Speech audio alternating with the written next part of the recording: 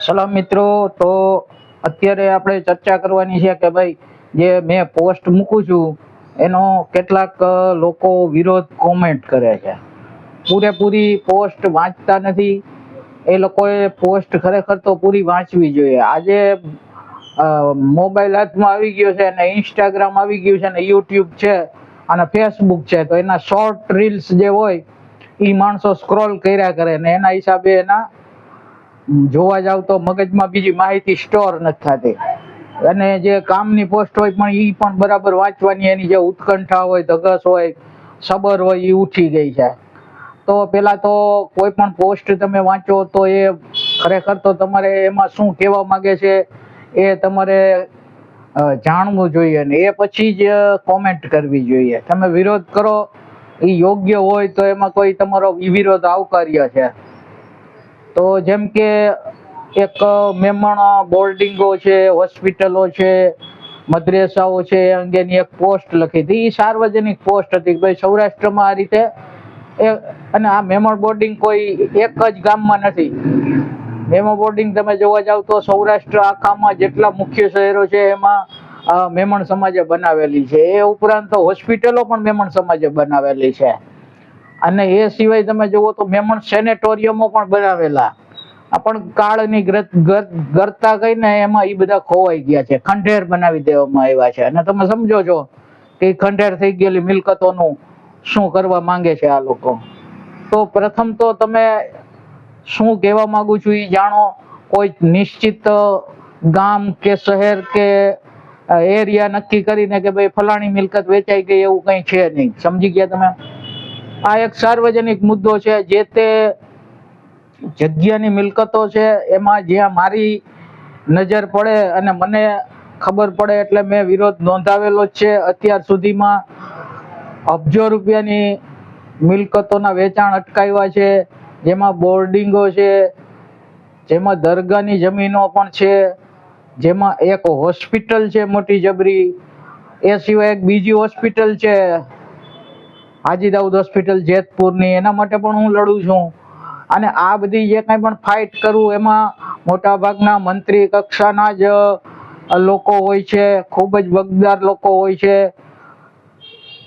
તો આ પહેલા તો જે કંઈ પણ પોસ્ટ કરવામાં આવે તો એ પોસ્ટ તમે નિરાતે વાંચો અને સમજો. કોઈ પણ ચોક્કસ ગામ જે હોય એ ગામની બંધ બેસતી પાઘડી પહેરીને કે ભાઈ ફલાણા ગામમાં ફલાણી મિલકત વેચાઈ ગઈ એવું નથી. સમજી ગયા તમે? હવે બીજું એક પોસ્ટ મેં મૂકી હતી ઇઝરાયલની. ઇઝરાયલમાં 50,000 નોકરીની તકો. તો આમાં કેટલાક ભાઈઓ તરત જ કહેવા માંડ્યા કે ભાઈ આ 50,000 નોકરીની તકો છે તો એ જે નોકરીની તકો છે ને એમાં મુસ્લિમોએ ન જવું જોઈએ. પણ પેલા પોસ્ટનો જે વિડીયો છે એ તો તમે સાંભળો કે શરૂઆતમાં જ મેં કીધું કે ગાઝામાં જે બનાવ બન્યા ઇઝરાયલમાં, ત્યારે 1 લાખ મુસ્લિમોને ઇઝરાયલમાં જે કંઈ કામકાજ ચાલતા હતા એમાંથી એને પાણીચું આપી દેવામાં આવ્યું. એની જે નોકરી હતી બરખાસ્ત કરી નાખી 1 લાખ મુસ્લિમોની. આ સમજતા નથી, વાંચતા નથી, સાંભળતા નથી અને સીધા કોમેન્ટ કરવા માંડે છે. તો પેલા તો તમે સાંભળો વિડીયો. એમાં શરૂઆતમાં જ મેં કીધું છે કે ભાઈ મુસ્લિમોની 1 લાખ જે નોકરીઓ લઈ લીધી એને પાણીચું આપી દેવામાં આવ્યું. એ જે જગ્યા ઉત્પન્ન થઈ ત્યાં બીજી કોમને લેવામાં આવે છે. બરાબર છે? તો ટાઇટલ એ રીતનું બાંધ્યું તો જ લોકોનું ધ્યાન જાય અને જે મારે મેસેજ આપવાનો છે મેસેજ હું આપી શકું. કેમ કે એમાં સીધો મેસેજ અમુક આપી શકાતો નથી હોતો, એમાં સરકારી બાધ નડે. એટલે આ રીતના મેસેજમાં એક હિડન મેસેજ પણ દેવાનો હોય છે અને એ સમજદાર લોકો સમજી જતા હોય છે. એટલે એમાં ઈશારો કાફી હોય છે. વધુ ચોખવટ કરી ન શકાય કેમ કે એ પછી આપણે જે અહીંના કાયદાઓ પણ નડે. અને ન્યૂ વર્લ્ડ ઓર્ડર આવે છે તો તમારે તમારું જે કંઈ પણ જેને કહીને કે ક્લીન તમારા બધા પોઈન્ટ્સ હોવા જોઈએ. તો ત્રીજી વાત એક એ હતી કે ત્રીજી વાતમાં એ હતું કે ભાઈ આ જે ગુસ્તાખ છે નાઝિયા ઇલાહી ખાન, તો એની પોસ્ટ શરૂઆતમાં ઘણી બધી મેં મૂકી. તો એ સંદર્ભે મારા 2 ફોલોઅર્સ હતા. એમણે કીધું ભાઈ FIR કરવાથી કાંઈ નથી થવાનું. એવી FIR હવે એક તો એ લોકોમાં એનું ઈમાન કેટલું હશે અને કેટલા નાસીપાસ થઈ ગયા છે કે જેઓ હજી પોસ્ટ હું મૂકું છું ત્યાં જ એમ કહી દઈએ કે ભાઈ FIR કરવાથી કશું નહીં વળે.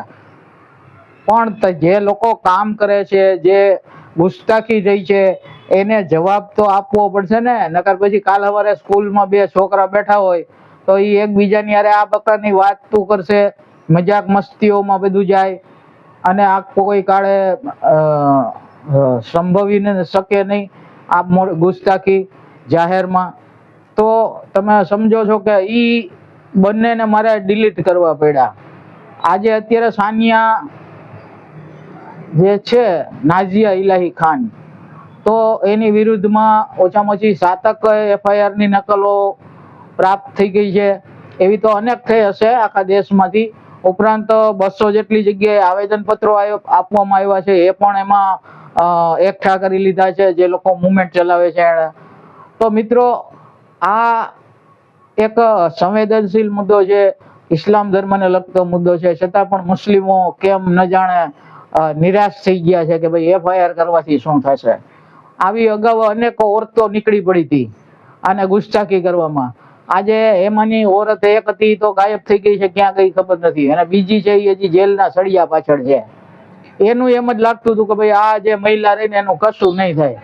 આજે ઈ જેલના સળિયા પાછળ છે અને 1 લાખ પાનાનું તો એનું રેકોર્ડ કોર્ટમાં પેશ કરવામાં આવ્યું, FIR નું બધું. તમે વિચાર કરો, 1 લાખ પાના એટલે એ ક્યાં વાત જાય. માણસ બીજી વાર કોઈ જાતનો કોઈ ગુનો જ ન કરે.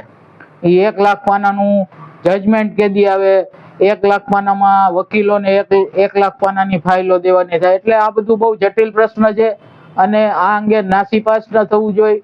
અને મારી વિરુદ્ધ જે કોઈ પણ વ્યાજબી કોમેન્ટ હોય તો એ આવકાર્ય જ છે. બાકી ગેરવ્યાજબી કોમેન્ટો હશે તો તરત જ સીધા બ્લોક મારી દેવામાં આવશે. આપ સર્વેનો ખૂબ ખૂબ આભાર.